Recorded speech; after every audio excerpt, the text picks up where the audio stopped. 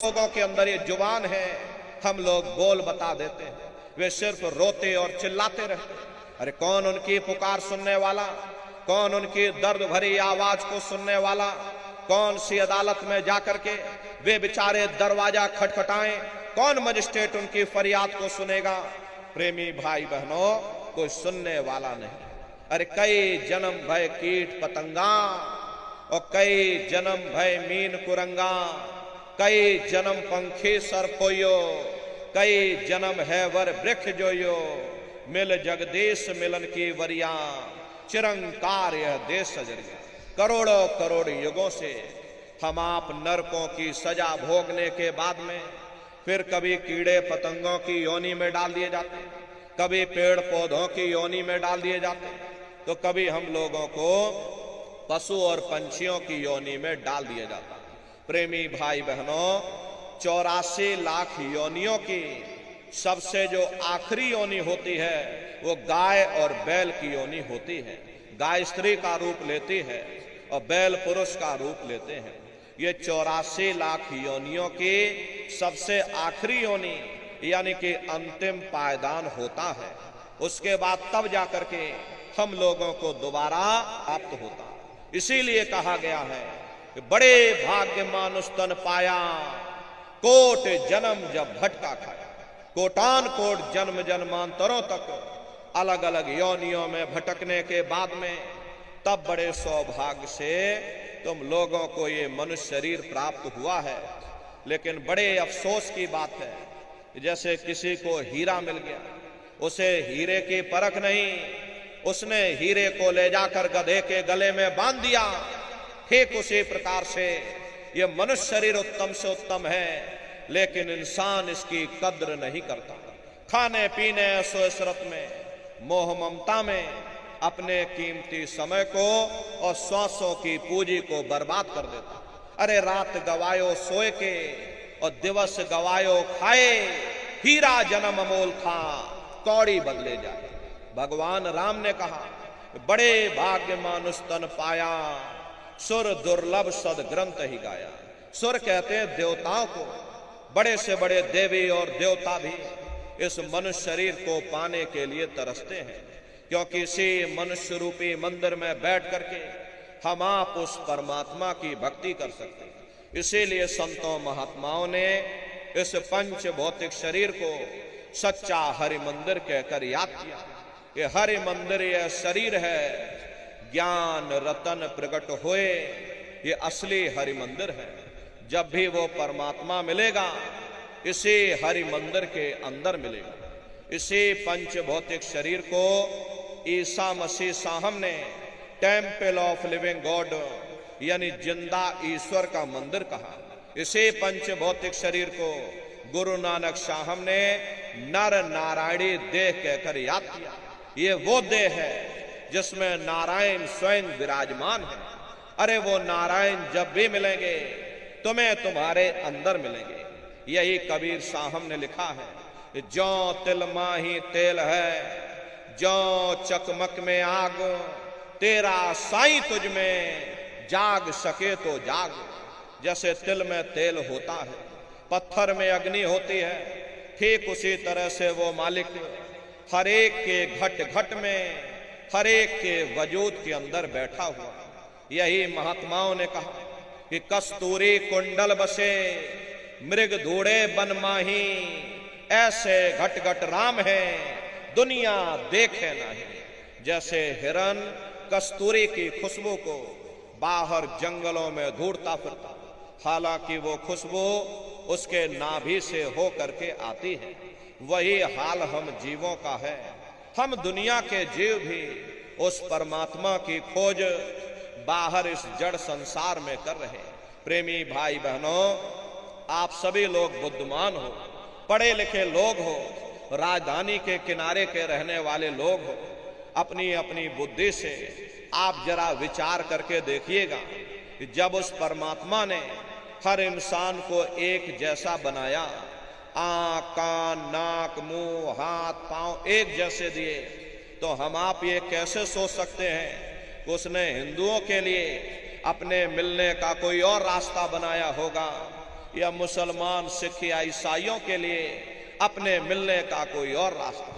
अरे मोको कहां ढूंढे रे बंदे, मैं तो तेरे पास में, और ना तीरथ में ना मूरत में, मैं तो हूं विश्वास में। ना मैं तीरथ में मिलूंगा, ना मैं मूरत में मिलूंगा, ना मैं अन्य किसी कर्म कांड में मिलूंगा, ना मैं ग्रंथों में मिलूंगा, ना मैं पोथियों में मिलूंगा, ना ही मैं इन किताबों में मिलूंगा। चाहे सारी उम्र बैठ करके तुम किताबें पढ़ते रहो, रात दिन ढोलक मजीरा बजा बजा करके उन चौपाइयों को तुम रटते रहो, अरे मैं जब भी मिलूंगा तो मैं तुम्हारे अंदर मिलूंगा। प्रेमी भाई बहनों, बड़ी सीधी सी बात है। ये अगर खाना बनाने की किताब हो, सारी उम्र बैठ करके तुम पढ़ते ही रहोगे कि भाई खाना ऐसे बनता है और खाना वैसे बनता है, और खाने में नमक डाला जाता है, फिर खाने में तेल डाला जाता है, और फिर खाने में हल्दी डाली जाती है, और फिर उसमें जीरा डाल दिया जाता है, तो कभी तुम्हारा पेट नहीं भर सकता। जब तक आप खाना बनाओगे नहीं, उसे स्वयं खाओगे नहीं, कभी तुम्हारा पेट नहीं भर सकता। अरे हम वेदों की निंदा नहीं करते, हम ग्रंथों की निंदा नहीं करते, हम गीता, कुरान और बाइबल की निंदा नहीं करते। वेद, शास्त्र, गीता, कुरान, बाइबल, जितने भी हमारे धर्म ग्रंथ हैं, चिल्ला चिल्ला करके सब यही कह रहे हैं कि भाई मनुष्य के अंदर अंड खंड ब्रह्मांड है, स्वयं वो परमात्मा तुम्हारे अंदर बैठा है। चलो अंदर चलो, अंदर चल करके उस परमात्मा का दर्शन दीदार करो। अब सवाल ये उठता है, भाई आखिर हम अपने अंदर जा करके उस परमात्मा का दर्शन कैसे करेंगे? तो इसके लिए संतों महात्माओं ने केवल 3 साधन बताए। साधन 3 सारे वर्णे, और साधन सब थोथे मां। इस कलयुग में उस मालिक को पाने के लिए महात्माओं ने केवल 3 पूजाएं बताई। पहला है सुमरन, दूसरा है ध्यान, और तीसरा है भजन। सुमरन कहते हैं अपने गुरु को याद करना, ध्यान कहते हैं अपनी दिव्य दृष्टि को खोलना, और भजन कहते हैं कान में उंगली डाल करके उस शब्द को सुनना, उस नाम को सुनना, उस देववाणी आकाशवाणी को सुनना जो 24 घंटे तुम्हारे सबके अंदर गूंज रही। प्रेमी भाई बहनों, ये सुरत शब्द नाम योग की साधना है। जितने भी महात्मा धरती पर आए, उस मालिक को पाया, सुरत शब्द नाम योग की साधना करके ही पाया। देखिए, सबसे पहले कबीर साहब आए। कबीर साहब ने सुरत शब्द नाम योग की साधना जारी की। उसके बाद गुरु नानक साहब आए। गुरु नानक साहब ने भी सुरत शब्द नाम योग की साधना जारी की। उसके बाद और भी महात्मा आए, कबीर, नानक, दादू दरिया, भीखा, रविदास, पलटू। और प्रेमी भाई बहनों, देखिए आपके बगल में ही जगजीवन साहब की जन्मभूमि है, उन्होंने भी उस मालिक को पाया। तो सुरत शब्द नाम योग की साधना करके ही पाया।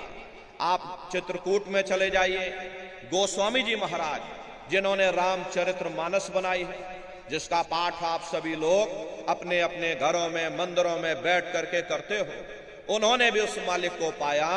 तो सुरत शब्द नाम योग की साधना करके ही पाया। राजस्थान की धरती पर देखिए मीराबाई हुई, सहजोबाई हुई, उन्होंने भी उस मालिक को पाया। तो सुरत शब्द नाम योग की साधना करके ही पाया। प्रेमी भाई बहनों, ये सुरत शब्द नाम योग की साधना है। इस साधना की 3 क्रियाएं हैं। पहला है सुमरन, दूसरा है ध्यान, और तीसरा है भजन। तो कैसे आप लोग सुमरन करोगे, कैसे आप लोग ध्यान करोगे, और कैसे आप लोग भजन करोगे? बहुत से नए प्रेमी भाई बहन यहाँ बैठे हुए हैं। तो सुमरन, ध्यान और भजन कैसे करना है, बैठ करके आप सभी लोग अच्छी तरह से समझिएगा और फिर घर पर जा करके करिएगा। तो सबसे पहले सुमरन कैसे किया जाएगा?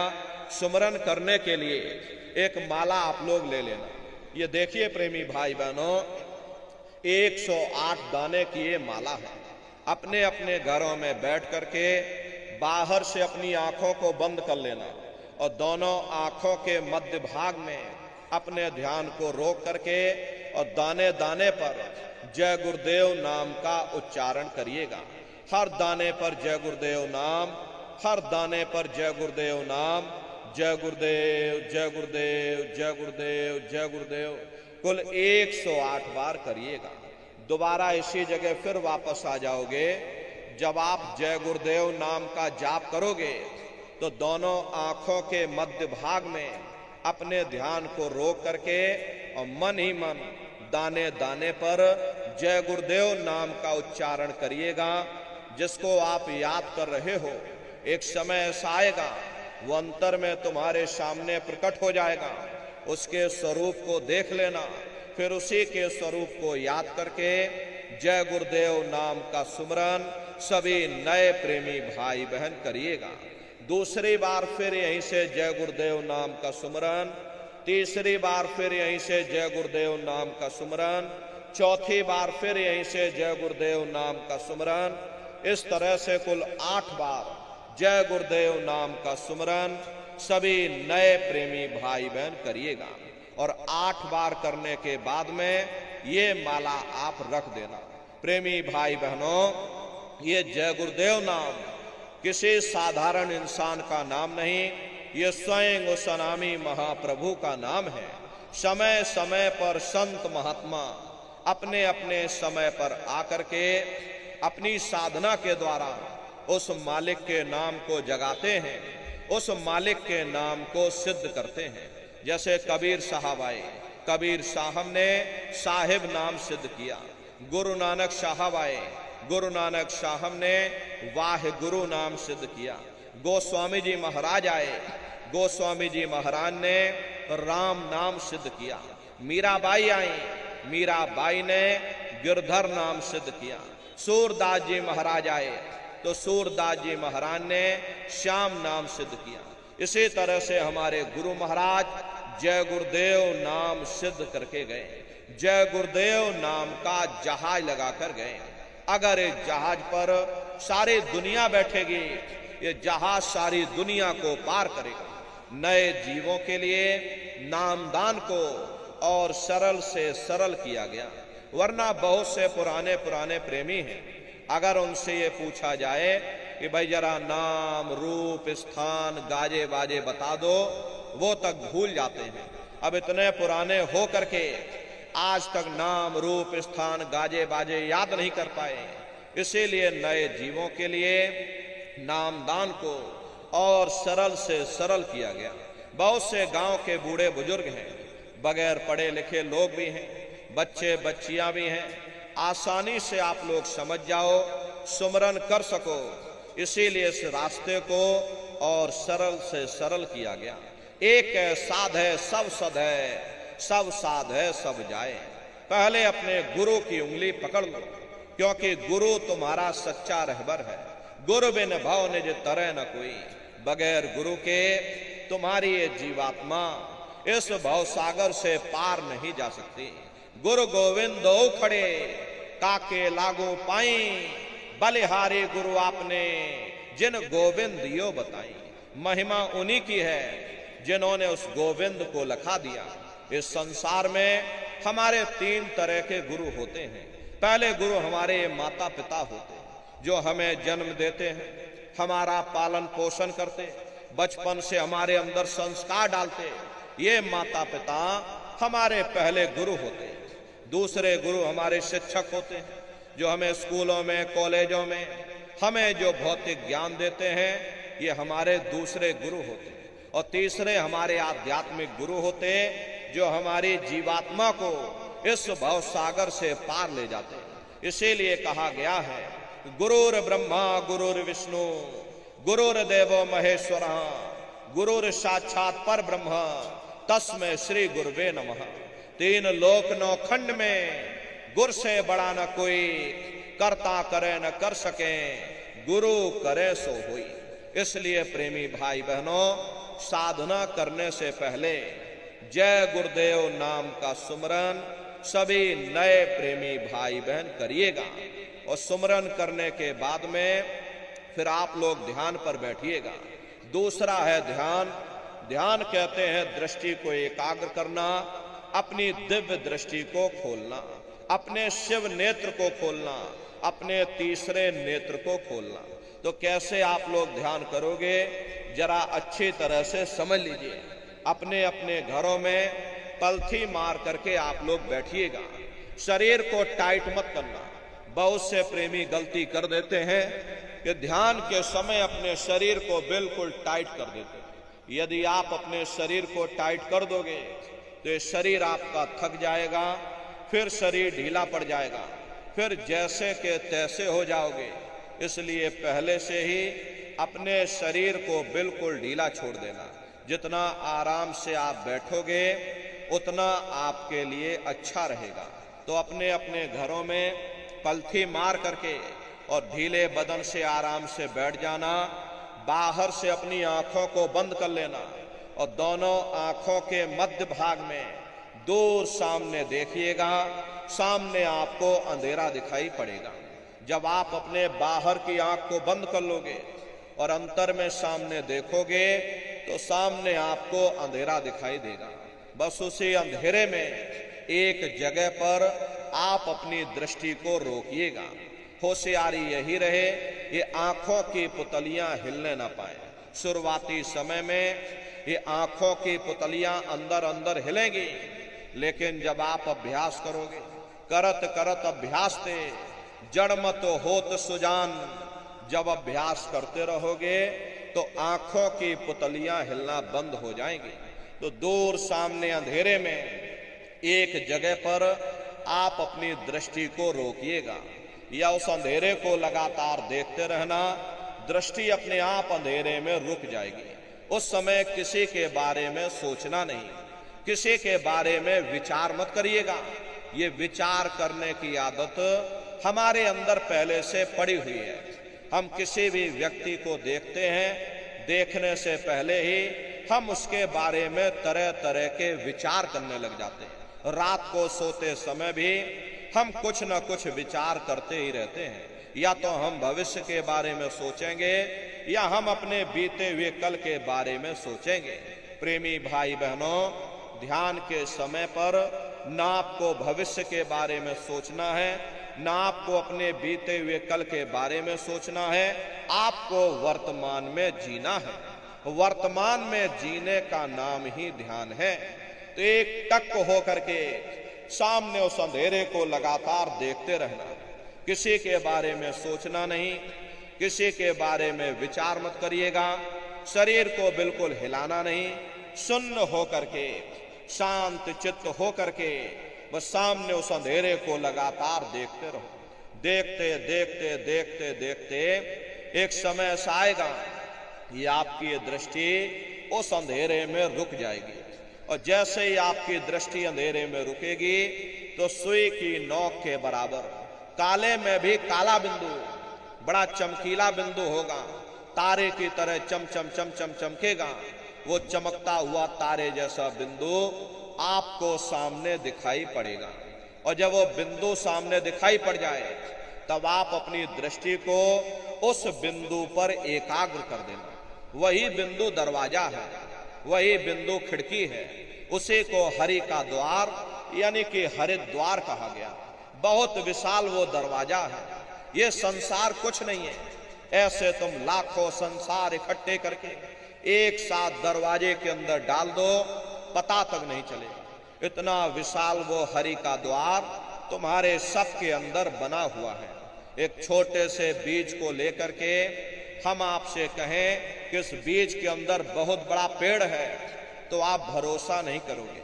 लेकिन उस छोटे से बीज को जब आप जमीन में गाड़ दोगे, थोड़ा खाद पानी दोगे, वो बीज अंकुरित हो जाएगा।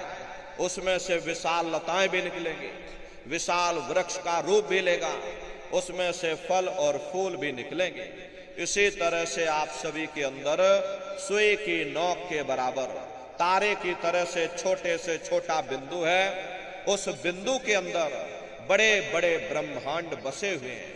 वो तारे जैसा चमकता हुआ बिंदु आपको सामने दिखाई पड़ेगा। और जब वो बिंदु सामने दिखाई पड़ जाए तब आप अपनी दृष्टि को उस बिंदु पर एकाग्र कर देना। जब आप अपनी दृष्टि उस बिंदु पर एकाग्र कर दोगे तो वही बिंदु दरवाजा है, वो दरवाजा खुल जाएगा, ये शिव नेत्र खुल जाएगा, ये दिव्य दृष्टि आपकी खुल जाएगी और आप दरवाजे के अंदर दाखिल हो जाओगे। एक बार प्रेमी भाई बहनों ये दिव्य दृष्टि आपकी खुल जाए, फिर क्या भूत, क्या भविष्य, क्या वर्तमान, कोई भेद आपसे गुप्त नहीं रहेगा। लाखों वर्ष पहले क्या हुआ था, भविष्य में क्या होने वाला है, अरे आप अपने अपने घरों में बैठ करके और ध्यान लगा करके भूत, भविष्य और वर्तमान को देख सकते हो। तो यह ध्यान करने का तरीका एक बार फिर से समझ लीजिए कैसे आपको ध्यान करना है। अपने अपने घरों में पलथी मार करके बैठिएगा, शरीर को टाइट मत करिएगा, ढीले बदन से आराम से घर में पलथी मार करके बैठ जाना। बाहर से अपनी आंखों को बंद कर लेना, दोनों आंखों के मध्य भाग में दूर सामने देखिएगा, सामने आपको अंधेरा दिखाई पड़ेगा।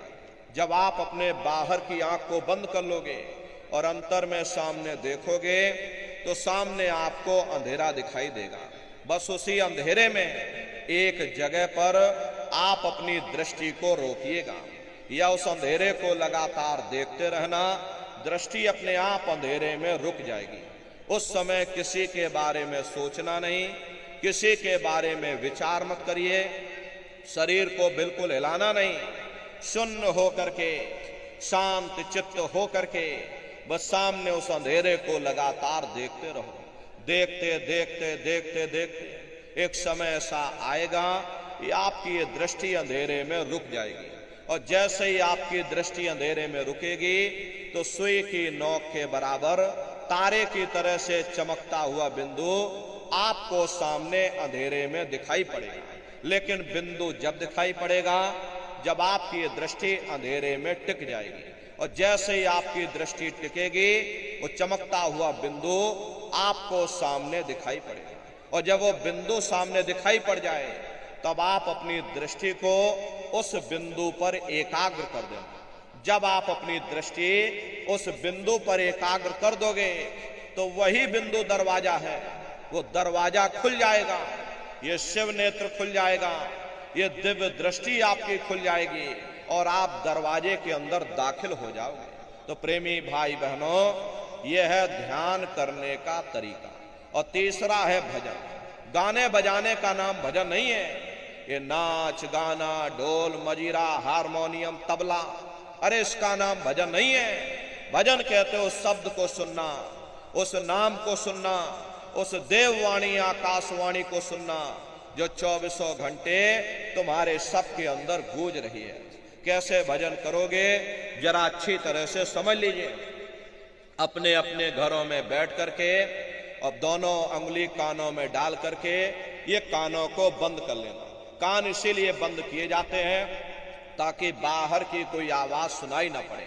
अपनी सुविधा से बैठिएगा, कुर्सी पर चाहे कुर्सी पर बैठ जाओ, सोफे पर चाहे सोफे पर बैठ जाना या कोई तकिया इस तरह से रख लेना और दोनों कोहनी यहाँ रख करके दोनों उंगली कानों में डाल करके ये कानों को बंद कर लेना। कान इसीलिए बंद किए जाते हैं ताकि कोई बाहर की आवाज हमको सुनाई ना पड़े। प्रेमी भाई बहनों ये कानों को बंद करके और अंतर में गौर से सुनने की कोशिश करिए। ऊंचे से ऊंचा ध्यान दे करके आंख और कान को बंद कर लेना। अरे यही कहा गया है भाई, आंख कान मुख बंद कराओ, अनहद झिंगा शब्द सुनाओ। यानी पहले अपनी आंख को बंद करो, अपने मुख को बंद करो, दोनों उंगली कानों में डाल करके ये कानों को बंद कर लो और ऊंचे से ऊंचा ध्यान दे करके उस आवाज को सुनने की कोशिश करो। प्रेमी भाई बहनों जब आप अपने कानों को बंद करके और अंतर में गौर से सुनोगे तो आपको ऐसा अनुभव होगा कि कहीं सीटी जैसी आवाज हमारे कानों में बज रही है। टी, इस तरह से सीटी जैसी आवाज शुरू में आप सभी को सुनाई पड़ेगी। करना कुछ नहीं है, लेटे हो चाहे बैठे हो, बस आप उस आवाज को सुनते रहना और सुनते सुनते उसी में लीन हो जाओ। जब आप उसमें लीन हो जाओगे तो कुछ समय बाद में दोबारा आपको अनुभव होगा कि कहीं बड़ी दूर से एक महीन आवाज घंटे और शंख की आवाज हमारे कानों में बज रही। जैसे मंदिरों में घंटियां बजती हैं, टन टन टन टन। बाहर तो आपने नकल किया, महात्माओं ने कहा था ये शरीर तुम्हारा सच्चा हरि मंदिर है। इसी हरि मंदिर के अंदर 24 घंटे वो घंटे और शंख की आवाज गूंज रही। उसी घंटे शंख की आवाज को महात्माओं ने शब्द कहा। अरे आपकी धर्म पुस्तकों में लिखा हुआ है, ये पोथी पढ़ पढ़ जग मुआ, पंडित भया न कोई, 2.5 अक्षर प्रेम का, पढ़े सो पंडित हुई। दुनिया वाले कहते हैं कि 2.5 अक्षर का मतलब प्रेम है। अरे प्रेम नहीं है, प्रेम में तो मात्रा लगी हुई। यहां पर जिस 2.5 अक्षर का वर्णन उन महात्माओं ने किया है वो है शब्द, शा आदा बा और दा। उसी शब्द को महात्माओं ने नाम कहा। कल युग जोग न जग न ज्ञाना, एक आधार नाम गुण गाना। कलयुग में न योग है, न यज्ञ है, न ये ज्ञान है, तो कलयुग में क्या है? कलयुग केवल नाम आधारा, सुमिर सुमिर नर उतर ही पारा। कलयुग में केवल नाम का आधार है। वो नाम तुम्हारे अंदर 24 घंटे गूंज रहा। तो उसी घंटे शंख की आवाज को महात्माओं ने शब्द या नाम कहा। यही मीराबाई ने कहा कि पायो जी मैंने नाम रतन धन पायो, वस्तु अमोलक दे मेरे सतगुरु, कृपा कर अपनायो, पायो जी मैंने नाम रतन धन पायो। प्रेमी भाई बहनों, इसी घंटे शंख की आवाज को महात्माओं ने शब्द या नाम कहकर याद किया। इसी घंटे शंख की आवाज को ईसा मसीह साहब ने वर्ड या लागस कहकर याद किया। इसी घंटे शंख की आवाज को गुरु नानक साहब ने अनहद वाणी कहकर याद किया। चीन में जो महात्मा हुए उन्होंने इसको ताओ कहकर याद किया। मुसलमान फकीरों ने इसे कलमा कहकर याद किया। हिंदू महात्माओं ने इसे देववाणी आकाशवाणी कहकर याद किया। उन अलग अलग महात्माओं ने अपनी अपनी भाषा में हम लोगों को समझाने की कोशिश की कि भाई वो घंटे शंख की आवाज तुम्हारे सबके अंदर गूंज रही है, वो आपको सुनाई पड़ेगी। लेकिन शुरुआती समय में आपको ऐसा मालूम पड़ेगा कि कहीं बड़ी दूर पर घंटे और शंख की आवाज हमारे कानों में बज रही। प्रेमी भाई बहनों, जब घंटे और शंख की आवाज आपको अपने अंदर सुनाई पड़ने लग जाए तब आप सीटी की आवाज को छोड़ देना और घंटे शंख की आवाज को पकड़ लेना, क्योंकि सीटी की आवाज सिर्फ एक माध्यम है, आपको असली आवाज तक पहुंचा देगी। और जब असली आवाज मिल जाए यानी घंटे शंख की आवाज सुनाई पड़ने लग जाए तब आप सीटी की आवाज को छोड़ देना और घंटे शंख की आवाज को पकड़ लेना, उसको सुनने लग जाना। जब आप उसको सुनने लग जाओगे तो वो आवाज धीरे धीरे बढ़ना शुरू होगी और बढ़ते बढ़ते इस कदर बढ़ेगी ये आपके रोम रोम में घंटे और शंख की आवाज गूंजने लग जाएगी। बड़ी घनघोर आवाज होती है, बड़ी मधुर वो आवाज होती है। ये दुनिया भर के गाने आप लोग बाहर सुनते हो, उस संगीत के सामने ये दुनिया के संगीत कुछ नहीं है। जब आप उस संगीत को सुनोगे इतना भारी आनंद आपके ऊपर छा जाएगा, इतनी खुशी आपको होगी, ऐसा नशा आपके ऊपर चढ़ जाएगा कि आप सारी दुनिया को भूल जाओगे। शंकर भगवान को वही नशा चढ़ा था। शंकर भगवान कोई गांजा भांग नहीं पीते थे। ये तो हमने आपने शंकर भगवान को भी बदनाम कर दिया कि शंकर भगवान गांजा भांग पीते थे तो चलो हम भी गांजा भांग खींचेंगे और सबके सब गजेड़ी हो गए। प्रेमी भाई बहनों, शंकर भगवान ने कभी गांजा भांग नहीं पिया। शंकर भगवान जिस नशे में लीन रहते थे वो नाम का नशा था, वो ध्यान का नशा था, वो भक्ति का नशा था। जब आप उस आवाज को सुनोगे तो आपको भी वो नशा चढ़ जाएगा, क्योंकि उस आवाज में चुंबक है।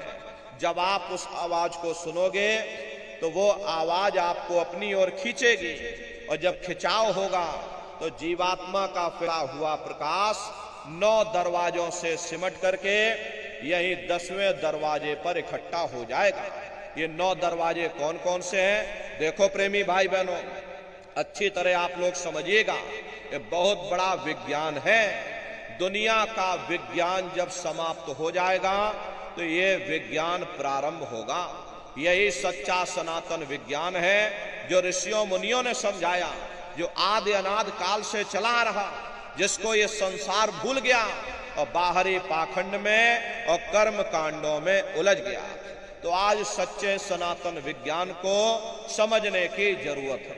तो ये 9 दरवाजे कौन कौन से हैं? 2 आंख, 2 कान, 2 नाक के सुराख, 1 मुंह, 2 मलमूत्र का रास्ता, ये शरीर के 9 दरवाजे हैं। प्रेमी भाई बहनों, सबसे पहला दरवाजा गुदा चक्र आता है। गुदा चक्र में गणेश जी वास करते हैं। गणेश जी वहां के मालिक हैं। ये 4 दल का कवल है। यहाँ पर पृथ्वी तत्व पाया जाता है। उसके ऊपर इंद्रिय चक्र आता है। इंद्रिय चक्र में ब्रह्मा जी वास करते हैं। ब्रह्मा जी वहां के मालिक हैं। ये 6 दल का कवल है। यहाँ पर जल तत्व पाया जाता है। उसके ऊपर ये नाभि चक्र आता है।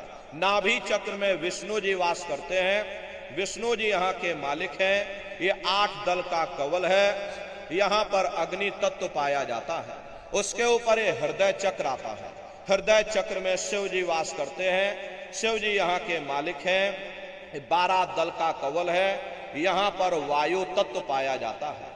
अरे वास तो वो ऊपरी मंडलों में, ऊपरी लोकों में वास करते हैं, लेकिन उनका प्रकाश, उनकी किरणें इन चक्रों पर पड़ती हैं।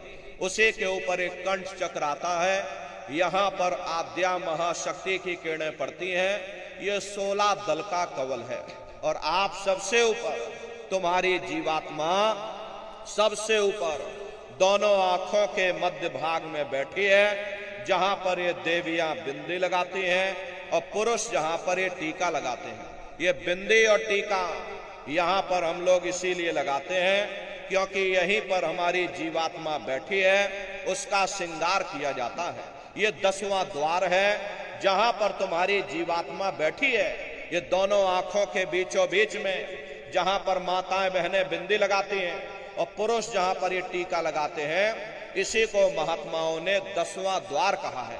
अरे आप लोग रोज चौपाई गाते हो कि मंगल भवन मंगल हारी द्रवं सुदशरथ अजर बिहारी। इसका अर्थ जरा समझने की कोशिश करो।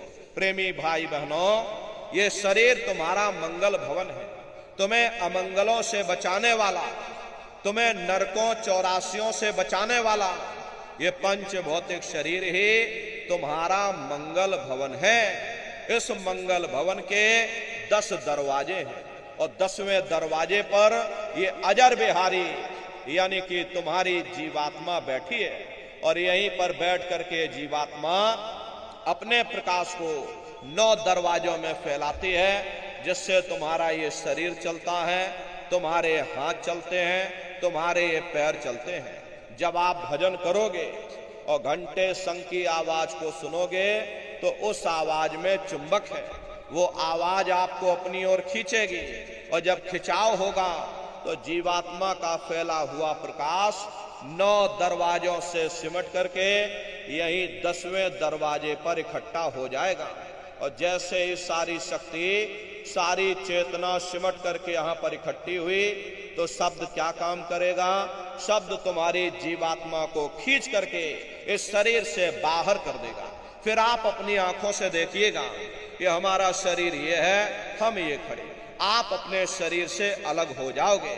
जैसे चिड़िया होती है, चिड़िया घोंसले से निकल करके आसमानों की उड़ान भरती है, शाम को फिर अपने घोंसले में आ जाती है।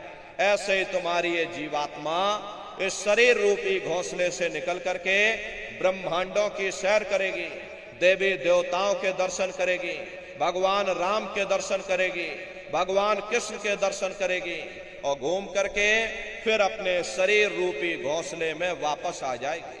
प्रेमी भाई बहनों, ये ब्रह्मा विष्णु महादेव जिनकी सारी दुनिया पूजा करती है, अरे आप सभी लोग ब्रह्मा विष्णु महादेव की पूजा करते हो और पूजा करते करते आपका ये जीवन बीत गया, लेकिन कभी तुमने विचार ये नहीं किया कि भाई जिनकी हम पूजा कर रहे आखिर ये ब्रह्मा विष्णु महादेव कौन है, ये कहाँ पर रहते हैं, ये क्या काम करते हैं, और इनके माँ बाप कौन हैं, भगवान राम कौन है, भगवान कृष्ण कौन है, ईश्वर कौन है, ब्रह्म कौन है, पर ब्रह्म कौन है, ये कहाँ पर रहते हैं। तो जरा संक्षिप्त में आप समझिएगा, क्योंकि अगर हम इसका वर्णन करेंगे तो हमको लाखों वर्ष लग जाएंगे, एक लोक का वर्णन नहीं हो पाएगा।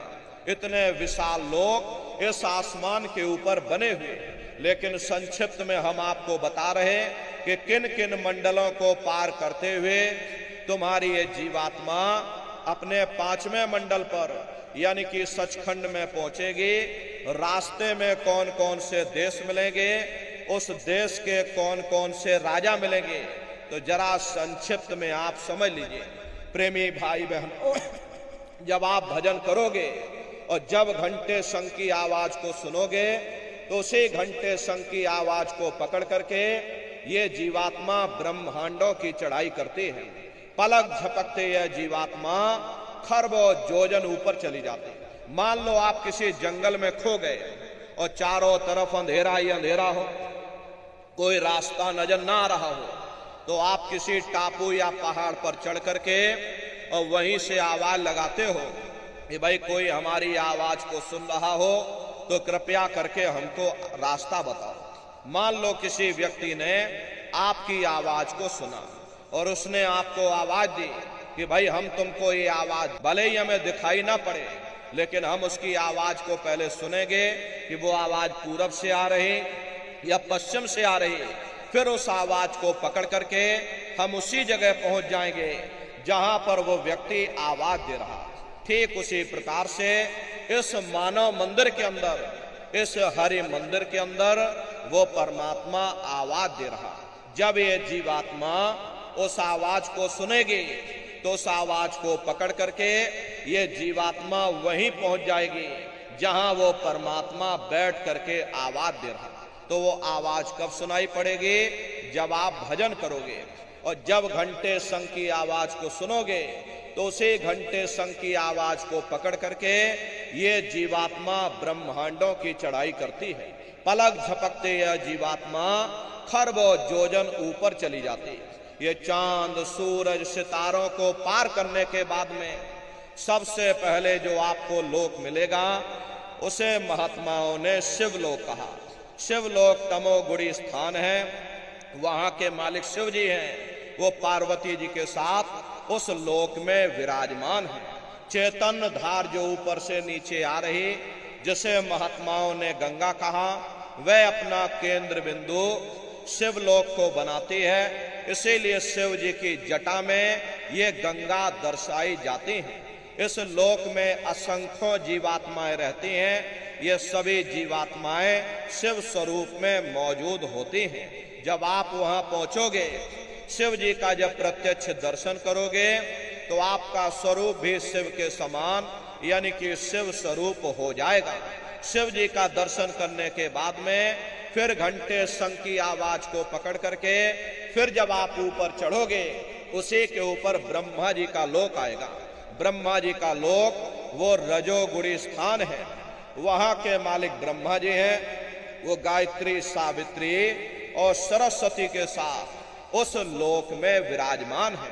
और ब्रह्मा जी का दर्शन करने के बाद में फिर घंटे शंख की आवाज को पकड़ करके फिर जब आप ऊपर चढ़ोगे, उसी के ऊपर विष्णु लोक आएगा। विष्णु लोक वो सतोगुणी स्थान है। वहां के मालिक विष्णु जी हैं। उनका बड़ा मनमोहक स्वरूप है। उनकी 4 भुजाएं हैं और चारों भुजाओं में शंख, गदा, पद्म और चक्र सुशोभित हैं। और आप क्षीर सागर में लक्ष्मी जी के साथ विराजमान हैं। ये तीनों देवता ब्रह्मा, विष्णु और महादेव अपने अपने लोक में बैठ करके राज कर रहे हैं। एक रचयिता है जो हम जीवों को रचता है, एक पालनहार है जो हम जीवों को पालता है, एक संहार करता है जो हम जीवों को नष्ट कर देता। एक का काम है शरीर को बनाना, एक का काम है शरीर की सुरक्षा करना और एक का काम है शरीर को नष्ट कर देना। इनकी जो माता है वो आद्या महाशक्ति है, ब्रह्मा विष्णु महादेव लोक के ऊपर वो आद्या महाशक्ति का लोक आता है, उसी को देवी दुर्गा का लोक कहा जाता है। ये 9 दुर्गे इसीलिए मनाई जाती है ताकि तुम प्रेमी भाई बहनों तमोगुण, रजोगुण, सतोगुण, इन तीनों गुणों को पार करके ब्रह्मा विष्णु महादेव के लोक को पार करने के बाद में जब तुम दुर्गा जी का दर्शन कर लोगे तब सही मायने में ये 9 दुर्गे तुम्हारी सफल होगी। प्रेमी भाई बहनों, वो दुर्गा जी का लोक है, उसी को आद्या महाशक्ति का लोक कहा जाता है। और उसी लोक को पार करने के बाद में सबसे पहला देश पड़ता है, या यूं कह लीजिए कि पहली राजधानी पड़ती है, जिसे महात्माओं ने सहस दल कवल कहा। वहां के जो मालिक हैं वो निरंजन भगवान हैं। ये ब्रह्मा विष्णु महादेव ये निरंजन भगवान के ही पुत्र हैं, और ये आद्या महाशक्ति देवी दुर्गा ये निरंजन भगवान की अर्धांगिनी है। और निरंजन भगवान स्वयं तीनों लोकों के मालिक हैं। उन्हीं को त्रिलोकीनाथ कहा जाता है। हिंदू उन्हीं को परमात्मा कहते हैं, मुसलमान उन्हीं को खुदा कहते हैं, ईसाई उन्हीं को गॉड कहते हैं। ये जल एक है, जल को चाहे आप पानी कह लो, चाहे वाटर कह लो, चाहे आप नीर कह लो। इसी तरह प्रेमी भाई बहनों वो परमात्मा एक है। हम लोग लफ्जों के झगड़े में उलझे हुए हैं। घंटे और शंख की आवाज जो हर इंसान के अंदर गूंज रही, वो आवाज उन्हीं के मुखार बिंद से हो रही। निरंजन भगवान का जो स्वरूप है वो ज्योतिष स्वरूप है। 1000 बाती की अखंड ज्योति वहां पर बराबर जल रही। अरे हम लोग यहाँ मंदिरों में ज्योति जलाते हैं, इस ज्योति में तेल की जरूरत पड़ती है, बाती की जरूरत पड़ती है।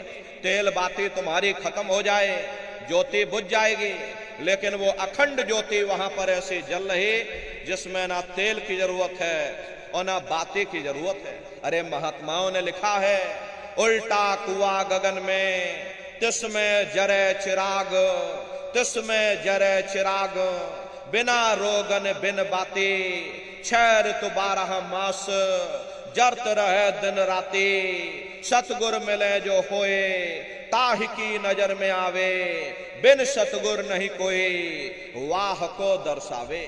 वो अखंड ज्योति ऐसी है जिससे पूरा ब्रह्मांड प्रकाशवान हो रहा। जितनी भी अवतारी शक्तियां आई, भगवान राम आए, राम को वहीं से नीचे उतारा गया। इसीलिए उस देश को अयोध्या नगरी या कौशलपुर देश भी कहा जाता है। अरे गोस्वामी जी महाराज जब साधना करके वहां पहुंचे, तभी गोस्वामी जी महाराज ने रामचरित्र मानस में लिख दिया। देखो प्रेमी भाई बहनों, रामचरित्र मानस में गोस्वामी जी महाराज ने जो भी लिखा है वो सब अंतर का भेद लिखा। जब उन्होंने साधना किया, साधना करके जब ऊपर गए, जो कुछ उन्होंने ऊपर जा करके अपनी दिव्य दृष्टि से देखा वो रामचरित्र मानस में लिख दिया। आप लोग ऊपर गए नहीं, आपने कुछ देखा नहीं, इसीलिए आप अर्थों को समझ नहीं पाते हो और अर्थ का अनर्थ कर देते। तो क्या लिखा गोस्वामी जी महाराज ने? देखिए गोस्वामी जी महाराज रामचरित्र मानस में लिखते हैं कि मोद्यो नैन त्रिशत में भयो, पुण्य चितवत कौशलपुर गयो। जब मैंने अपने बाहर की आंख बंद की, मेरी अंतर की आंख खुल गई और मैं क्या देख रहा हूं, मैं कौशलपुर देश में पहुंच गया। मोह विलोक राम मुस्काई, मुझे देख करके भगवान राम प्रसन्न हो गए। उन्होंने ऊपर जाने का मुझे रास्ता दे दिया। मैं ऊपर जा करके क्या देख रहा हूं, उधर माज सुनंडज राया, देखें बहु ब्रह्मांड निकाया, अति विचित्र तह लोक अनेका, रचना अधिक एक तेका। विचित्र विचित्र भांत के वहां पर लोक बने हुए, एक से बढ़कर एक सुंदर सोने के वहां पर महल बने जिनकी शोभा अवर्णीय है। प्रेमी भाई बहनों, वो असली अयोध्या नगरी है, वो भगवान राम का असली देश है। जब आप लोग साधना करके वहां पहुंचोगे, अपनी दिव्य दृष्टि से उस अयोध्या नगरी को जब आप स्वयं देखोगे, अरे तुम देखते रह जाओगे, ये क्या ईश्वर की लीला है, कैसे उसकी कारीगरी है, अनंत उसकी सत्ता है, अनंत उसका प्रकाश है। उसी आनंद को पा करके बड़े बड़े राजे महाराजाओं ने अपने राजकाज पर ठोकरें मार दी और जंगलों में जाकर के नंगे हो करके नाचने लगे। इतना आनंद, इतनी खुशी उन साधकों को होती है। मीराबाई को जब वो दौलत मिल गई, मीराबाई ने अपना राजपाट छोड़ दिया और मीराबाई कहने लगे, मैं मिल जाए पाए पीऊ अपना, तब मेरे पीर बुझानी, मीरा सुरत शब्द सहलानी। कबीर साहब को जब वो दौलत मिल गई और अन्य महात्माओं को जब वो दौलत मिल गई, उन्होंने ऊपर चढ़ करके उस अयोध्या नगरी को देखा, भगवान राम के देश को देखा, तो कलम तोड़ करके लिख दिया। चिल्लाने लगे, ये अचरज देखा भारी साधो, अचरज देखा भारी रे, बिना बजाए निस्दिन बाजे, घंटा शंख नगारी रे, बहरा सुन सुन मस्त होता है, तन की खबर बिसारी रे, बिन भूमि के महल बना है, तामे जो तुजारी रे, अंधा देख देख सुख पावे, बात बतावे सारी रे, जीता मर कर फिर जी जावे, बिन भोजन बलधारी रे, और ब्रह्मानंद संत जन बिरला, कोई समझे बात हमारी रे। प्रेमी भाई बहनों, वो असली अयोध्या नगरी है, वो भगवान राम का असली देश है। राम जी का दर्शन करने के बाद में फिर तुम्हारी यही जीवात्मा दूसरे मंडल की आवाज को पकड़ करके और दूसरे मंडल की चढ़ाई करेगी। श्याम तज श्वेत को गहना, सुरत को तान धुन सुनना, बंक के द्वार धस बैठो और त्रिकुटी जाए कर लेना। उसी के ऊपर दूसरा देश आता है, जैसे महात्माओं ने त्रिकुटी देश कहा। वहां के जो मालिक हैं वो ब्रह्म है, वहीं से मन और माया की उत्पत्ति हुई, वहीं से तीन गुण रजोगुण तमोगुण सतोगुण, तीनों गुणों की उत्पत्ति वहीं से हुई। ये जो आपके वेद हैं, वेदों को सारी दुनिया पढ़ती है, वेदों की भी उत्पत्ति उसी स्थान से हुई है। अरे महात्मा कहते हैं कि त्रिकुटी महल में विद्या सारा, घनहर गरजे बजे नगारा, लाल वरन सूरज उजियारा। वहां पर दो धुने, बादलों की गर्जन और मृदंग की आवाज उस लोक में गूंजती रहती है। जैसे पहले स्थान पर भगवान राम के देश में घंटे और शंख की आवाज गूंजती है, ऐसे दूसरे मंडल पर यानी कि ब्रह्म के देश में बादलों की गर्जन और मृदंग वहां पर बजता रहता, ओम का जाप बराबर वहां होता रहता। ब्रह्म का जो स्वरूप है लाल वरण सूरज उजियारा, ये सूरज कुछ नहीं है। ऐसे तुम लाखों लाख सूर्य इकट्ठे करोगे तो वहां का एक सूर्य बनेगा। प्रेमी भाई बहनों, ब्रह्म का जो स्वरूप है वो सुबह के लाल सूर्य के समान है, इसीलिए वहां का पूरा ब्रह्मांड लाल है। महात्मा जब साधना करके वहां पहुंचे, तभी महात्माओं ने लिख दिया कि लाली मेरे लाल की, जित देखूं त लाल, लाली देखन में गई, मैं भी हो गई लाल। वो पूरा ब्रह्मांड ही लाल है। तो जितने साधक वहां पहुंच जाते हैं उन सभी को योगेश्वर कहा जाता है। योगेश्वर की पदवी उन्हीं को मिलती है जो ब्रह्म स्थान तक पहुंच रखते हैं। जैसे व्यास जी हुए, वशिष्ठ जी हुए, वाल्मीकि जी हुए, इन सब की पहुंच वहीं तक थी। इसीलिए कहा गया कि वाल्मीकि भय ब्रह्म समाना। जब इनकी जीवात्मा वहां पहुंची और जब इन्होंने ब्रह्म का दर्शन किया तो इनका स्वरूप भी ब्रह्म के समान यानी कि ब्रह्म स्वरूप हो गया। तो जितने साधक वहां पहुंच जाते हैं उन सभी को योगेश्वर कहा जाता है। योगेश्वर भगवान श्री कृष्ण उसी देश में वास करते हैं। ये जो ब्रह्म देश है वो श्री कृष्ण भगवान का ही देश है और श्री कृष्ण भगवान वहीं पर रहते हैं। ये बाहर की जन्माष्टमी नहीं है जो आप लोग यहाँ जन्माष्टमी मनाते हो, ये तो आप नकल करते हो। महात्माओं ने कहा था भाई सही मायने में तुम जन्माष्टमी कब मनाओगे? जब तुम्हारी ये जीवात्मा 5 तत्व जल पृथ्वी अग्नि वायु आकाश और 3 गुण रजोगुण तमोगुण सतोगुण यानी 5 तत्व 3 गुणों से परे होकर के ब्रह्म देश में पहुंच करके जब तुम कृष्ण भगवान का दर्शन कर लोगे तब सही मायने में जन्म अष्टमी मनाई जाएगी। वहां कृष्ण भगवान का दर्शन करने के बाद में फिर तुम्हारी यही जीवात्मा तीसरे मंडल की आवाज को पकड़ करके और तीसरे मंडल की चढ़ाई करेगी। आगे पहुंचे सुन झंकार, ररंकार धुन सुनी पुकार, आगे श्वेत सुन्न है भाई, मान सरोवर पैठ नाई। उसी के ऊपर तीसरा देश आता है जिसे महात्माओं ने सुन्न देश कहा, उसी को रारंग देश कहा जाता, उसी को अक्षर और नेति कहा जाता।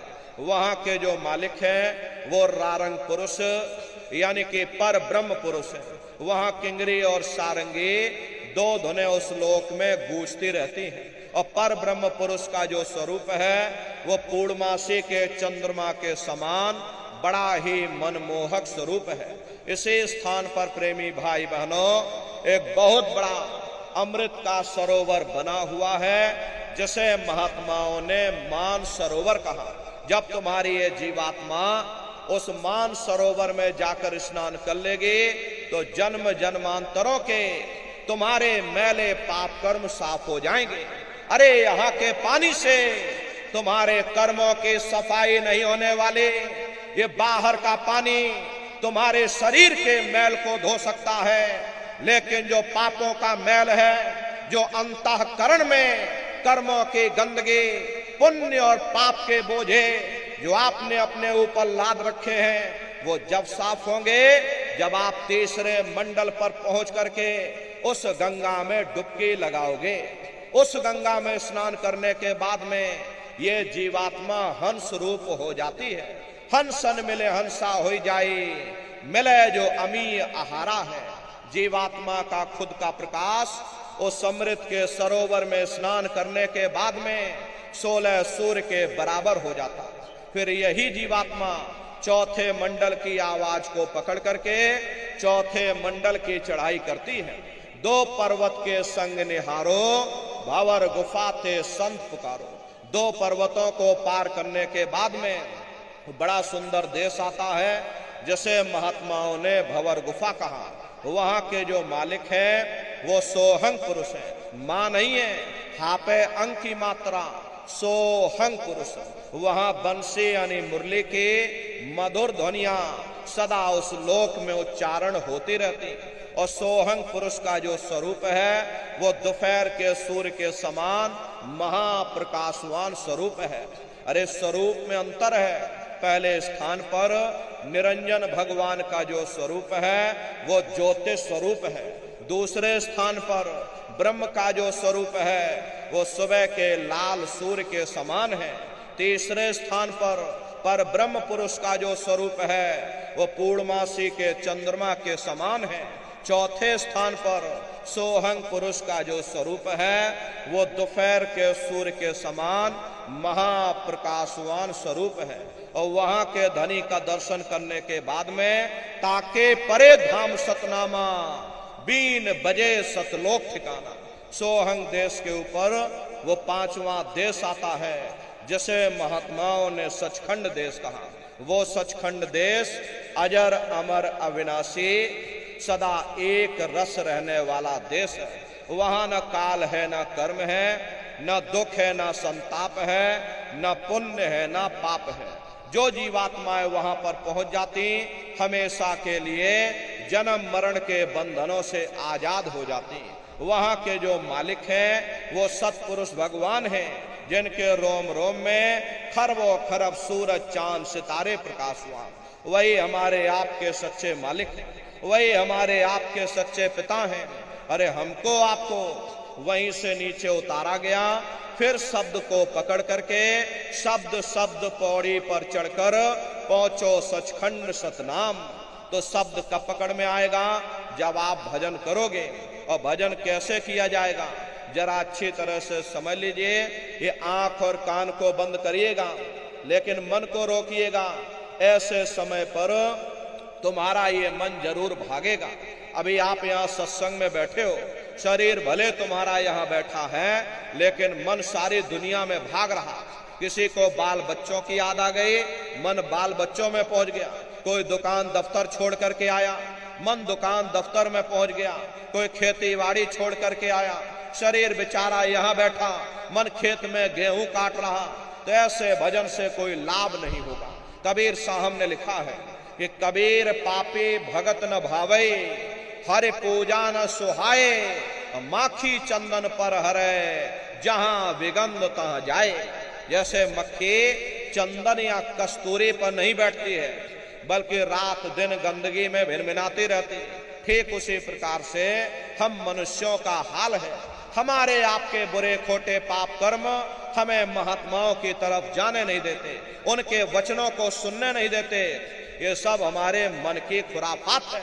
जिन्होंने मार मन डाला उन्हीं को सूरमा कहना, बड़ा बैरी ये मन घट में, इसी का जीतना कठिन।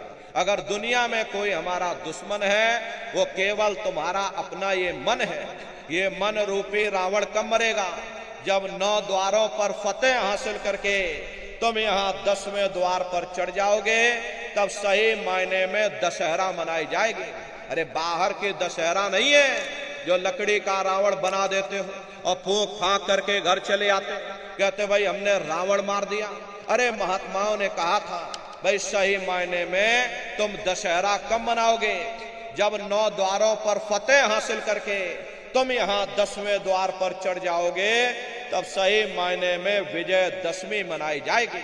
तब ये मन रूपी रावण तुम्हारा मरेगा, तब तुम्हारी ये जीवात्मा, इसे जीवात्मा को महात्माओं ने राम भी कहा। हम कोई अपने मन से नहीं कह रहे, धर्म ग्रंथों में लिखा हुआ है। एक राम दशरथ का बेटा, एक राम घट घट में लेटा, एक राम का सकल पसारा, एक राम है सबसे न्यारा। एक वो राम है जो अयोध्या के वासी हैं, और एक राम घट घट में लेटे, यानी हमारी आपकी ये जीवात्मा जो हर एक के अंदर मौजूद है। महात्माओं ने कहा भाई एक वो राम है, एक राम का सकल पसारा, यानी पहले स्थान के मालिक वो निरंजन भगवान जिनको दुनिया त्रिलोकीनाथ कहती है, जिनका ये पूरा पसारा, ये पूरा संसार है। महात्माओं ने कहा भाई एक वो राम है, एक राम है सबसे न्यारा, 5वें स्थान के मालिक वो सत्पुरुष भगवान जो हमारे आपके सच्चे पिता हैं। महात्माओं ने कहा भाई एक वो राम है। तो महात्मा तो उस राम की महिमा गाते हैं। मोटी बात आप पकड़िए, ये भजन कैसे करोगे? ये आंख कान को बंद कर लेना, अंतर में गौर से सुनिएगा। शुरू में सीटी जैसी आवाज आप सभी को सुनाई पड़ेगी, उसे पकड़ लेना, सुनते रहना, सुनते सुनते उसी में लीन हो जाओ। जब आप कुछ दिनों तक लगातार सुनते रहोगे, एक समय ऐसा आएगा आपको अंतर में अनुभव होगा कि कहीं बड़ी दूर से एक महीन आवाज, घंटे और शंख की आवाज हमारे कानों में बज रही, और जब घंटे शंख की आवाज आपको अपने अंदर सुनाई पड़ने लग जाए, तब आप सीटी की आवाज को छोड़ देना और घंटे शंख की आवाज को पकड़ लेना। एक बार प्रेमी भाई बहनों आप उस आवाज को पकड़ लो, फिर वो आवाज आपको नहीं छोड़ेगी, खींच करके शरीर से बाहर कर देगी। रोज आना, रोज जाना, रोज ब्रह्मांडों की सैर करना, रोज देवी देवताओं के दर्शन करना, रोज भगवान राम के दर्शन करना, रोज घर बैठे भगवान कृष्ण के दर्शन करना, और घूम करके फिर अपने शरीर रूपी घोंसले में वापस चले आना। तो सुमरन, ध्यान और भजन 3 क्रियाएं आपको बताई गई, नित्य नियम से करिएगा, नागा नहीं होना चाहिए। अरे आप शरीर को देखो, भोजन देते हो, सुबह दोपहर शाम रात भोजन करते रहते हो, लेकिन कभी तुमने विचार ही नहीं किया ये जीवात्मा जो जन्म जन्मांतरों से बेचारी भूखी प्यासी बैठी है, जिसकी शक्ति से तुम्हारा ये भारी भरकम शरीर चल रहा, तो कभी अपनी जीवात्मा को तुमने भोजन नहीं दिया। अरे इसका भोजन भजन है, इसका भोजन शब्द है, इसका भोजन नाम है। अपना ये नियम बनाओ कि पहले हम अपनी जीवात्मा को भोजन देंगे, फिर अपने शरीर को भोजन देंगे। अगर ये नियम तुम्हारा बन गया, तुम्हारा लोक भी बन जाएगा, तुम्हारा परलोक भी बन जाएगा। प्रेमी भाई बहनों, उस मालिक को पाने के लिए तुम्हें कोई घर बार नहीं छोड़ना है, तुम्हें कोई जात बिरादरी नहीं बदलनी। ये जात पात के रगड़े झगड़े ये तुम्हारे अपने नहीं है, ये सिर्फ मन की खुराफात है। अरे आप अपनी बुद्धि से विचार करिए, जब गुरु नानक साहब नहीं आए थे तब कोई सिख नहीं था, जब मोहम्मद साहब नहीं आए थे तब कोई मुसलमान नहीं था, जब ईसा मसीह साहब नहीं आए थे तब कोई ईसाई नहीं था, और पीछे लौटते चले जाओ तो केवल मनुष्य ही मनुष्य रह जाते हैं। ये रगड़े झगड़े किसने पैदा किए? ये हमने आपने पैदा किए। अरे कोई भी महात्मा यहाँ पर आकर के ना कोई कौम मनाने आता है, न कोई महात्मा यहाँ मजहब चलाने आते हैं, न कोई यहाँ जात बिरादरी को बदलने आते हैं, और ना ही आप हमारे हाथों में ये डंडे और तलवारें देने के लिए आते हैं। अरे आप तो सच्चा मार्ग, सनातन मार्ग समझाने के लिए इस धराधाम पर शरीर रूप में अवतरित होते हैं। महात्मा कोई जात बिरादरी नहीं देखते, अरे महात्मा कोई ऊंच नीच भेदभाव पैदा नहीं करते। अगर महात्माओं ने भेदभाव किया होता तो देखो भगवान राम जंगलों में रहने वाली आदिवासी महिला शबरी का जूठा बेर भगवान राम नहीं खाते। निर्मल मन जन सो मोह पावा, मोह कपट छल छिद्र न भावा। इसीलिए महात्मा कहते हैं जात पात पूछे नहीं कोई, हरि का भजय सो हरि का होई। लोग यहाँ जात पात बनाते बनाते मर गए, लेकिन नर नारियों, जब तुम्हारी ये जीवात्मा इस मनुष्य रूपी चोले को छोड़ करके ऊपर जब तुम धर्मराज की कचहरी में पहुंचोगे तो वहां ना तुमसे ये पूछा जाएगा कि भाई तुम किस जाति के हो, या तुम किस कौम के हो, या तुम किस मजहब के हो। अरे भाई तुम हिंदू हो या मुसलमान हो, तुम हिंदुस्तान से आए हो या तुम सीधे पाकिस्तान से चले आ रहे। अरे वहां तुम्हारे कर्म देखे जाएंगे, भक्ति भाव देखा जाएगा, मालिक से मिलने का प्रेम और प्यार देखा जाएगा। इसीलिए महात्मा कहते हैं भाई मालिक को पाने के लिए तुम्हें कोई जात बिरादरी नहीं बदलनी, तुम्हें कोई घर परिवार नहीं छोड़ना, तुम्हें कोई बाल बच्चे नहीं छोड़ने, तुम्हें कोई जंगलों पहाड़ों में नहीं भटकना, तुम्हें कोई काले नीले पीले कपड़े नहीं पहनना, तुम्हें कोई गर्म ठंडे पानी में गोता नहीं लगाना, तुम्हें कोई साधु सन्यासी और बाबा नहीं बनना। अरे भाई तुम अपने अपने घर परिवार में रहो, अपने अपने बाल बच्चों के साथ रहो, अपने अपने समाज में रहो, समाज के रीत नीत नियम के अनुसार रहो, मेहनत और ईमानदारी से काम करो, और 24 घंटे में से घंटा 2 घंटा समय निकाल करके सुमरन ध्यान और भजन करिएगा। यही दौलत तुम्हारे काम आएगी, बाकी सब रगड़े झगड़े ये सब तुम्हारे यहीं पड़े रह जाएंगे। सोए की एक नौक भी तुम्हारे साथ में जाने वाली नहीं है। बड़े बड़े राजे महाराजे आए, सारे जिंदगी उन्होंने ये किला बनाते बनाते गुजार दिया। आज उनके किलों को जाकर देखिए, आज खंडहर बने पड़े हुए। विश्व विजेता सिकंदर सारी दुनिया पर राज करने का ख्वाब देखता था, वो भी मुट्ठी खोल करके चला गया। अरे कोई क्या साथ लेकर जाएगा? जो चीज तुम्हारे साथ में जाने वाली वो केवल परमात्मा की भक्ति है। इसलिए प्रेमी भाई बहनों, वो दौलत कमा लो जो अंत समय में तुम्हारे काम आवे, वरना ये समय तुम्हारा निकलता जा रहा, ये श्वासों की पूंजी ये दिन प्रतिदिन कम होती जा रही। एक समय ऐसा आएगा ये बुलबुला तुम्हारा फूट जाएगा, फिर न जाने ये मनुष्य शरीर तुमको दोबारा मिले ना मिले। अरे तुम भटकते रह जाओगे युगों युगों के लिए उन नरकों और चौरासियों में। इसलिए प्रेमी भाई बहनों, अहो भाग्य है आपका, आपको ये मनुष्य शरीर मिल गया, आपको ये मौका मिल गया। इस मौके का लाभ उठाओ, मनुष्य रूपी मंदिर में बैठ करके वो आत्मधन कमा लो, वो खजाना कमा लो जिससे तुम्हारी जीवात्मा का कल्याण हो जावे। तो सुमरन ध्यान और भजन नित्य नियम से आप लोग करिएगा। और देखो प्रेमी भाई बहनों, हमारी आपसे अंतिम प्रार्थना है कि आप सभी लोग शाकाहारी रहिएगा, क्योंकि हमारे गुरु महाराज ने शाकाहार पर विशेष जोर दिया। गुरु महाराज हमारे कहते थे, ये बच्चे बच्चियों तुम लोग शाकाहारी रहना, शाकाहार का प्रचार करते रहना, इसी से देश और दुनिया में भारी परिवर्तन होगा। प्रेमी भाई बहनों, अरे परिवर्तन कोई कानून बनाने से नहीं होगा, परिवर्तन कोई फांसी देने से नहीं होगा, परिवर्तन कोई आंदोलन तोड़फोड़ हड़ताल करने से नहीं होगा। परिवर्तन तब होगा जब लोगों के विचार बदलेंगे, लोगों की भावनाएं बदलेंगी। और विचार जब बदलेंगे जब लोगों का खान पान शुद्ध होगा। देसी कहावत है, जैसा खाए अन्न वैसा होए मन। जब इंसान पशुरति भोजन करेगा उसकी बुद्धि स्वतः ही पशुओं जैसी हो जाएगी। फिर जिस शराब के नशे में माँ बहन बेटे की पहचान खत्म हो जाए, उस शराब को पी करके यह कैसे पता चलेगा कि क्या अच्छा और क्या बुरा है। यही कारण है कि आज घर समाज में दुनिया भर के अत्याचार और दुनिया भर के व्यभिचार फैले हुए। अरे हम लोग देखिए मंदिर बनवाते हैं, उन मंदिरों में नहा धो करके जाते, कहते भाई परमात्मा के रहने की जगह है, हमको नहा धो करके जाना चाहिए, फूल अगरबत्ती ले जाना चाहिए। कोई उन मंदिरों में कूड़ा कचरा नहीं डालता।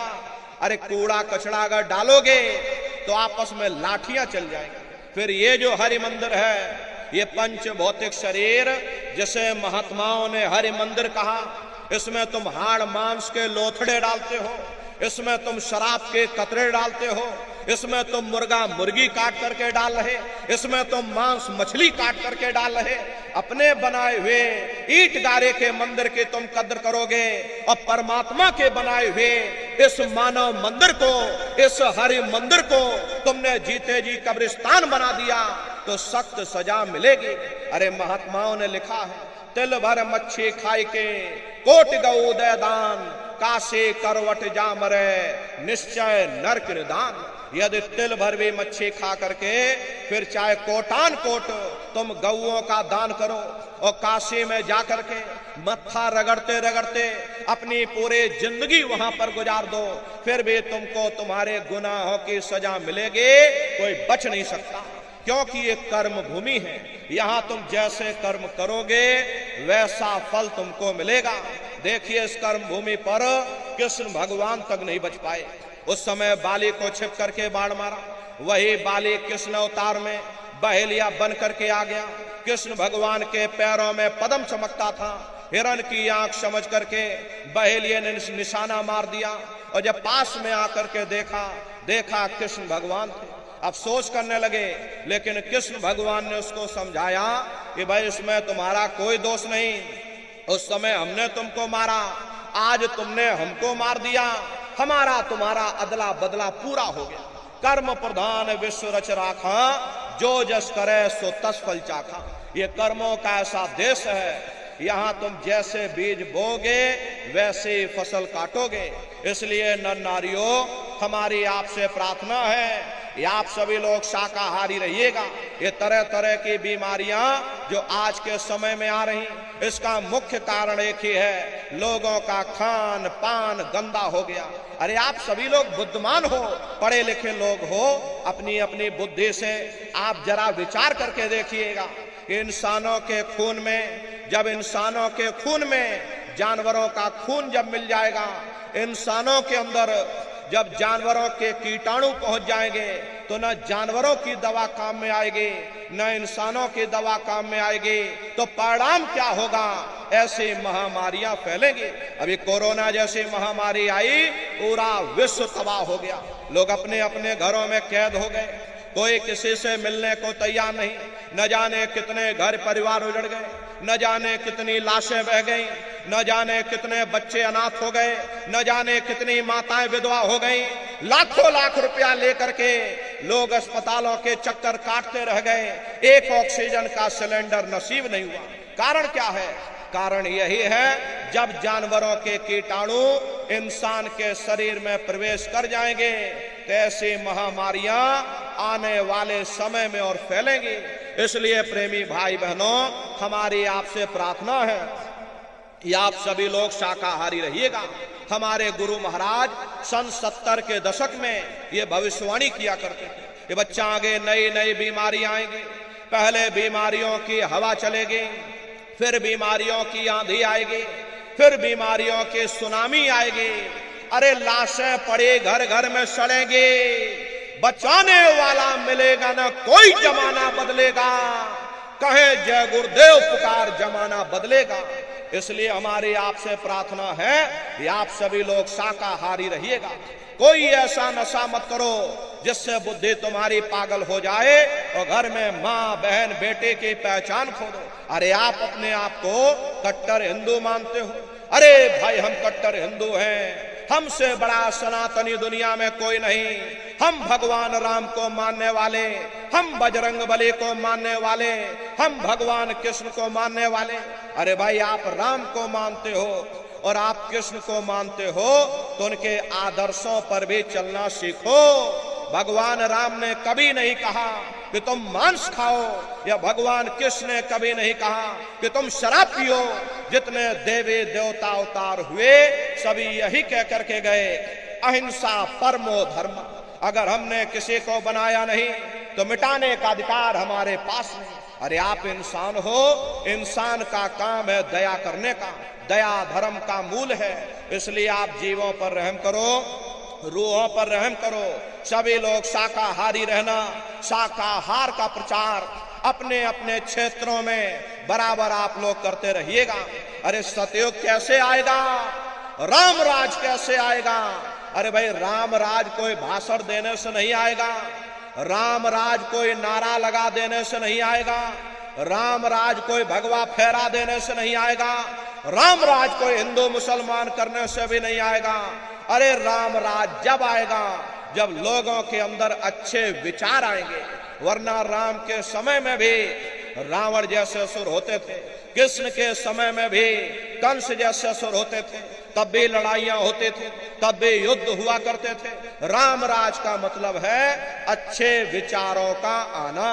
और अच्छे विचार जब आएंगे जब हर इंसान मानव धर्म का पालन करेगा। अरे मानव धर्म क्या कहता है? सत्य, दया, अहिंसा, प्रेम और करुणा, यही मानव धर्म का आधार है। जब मानव के अंदर मानवता आ जाएगी, मानव के अंदर दया आ जाएगी, मानव के अंदर करुणा आ जाएगी, ये मानव दूसरों की पीड़ा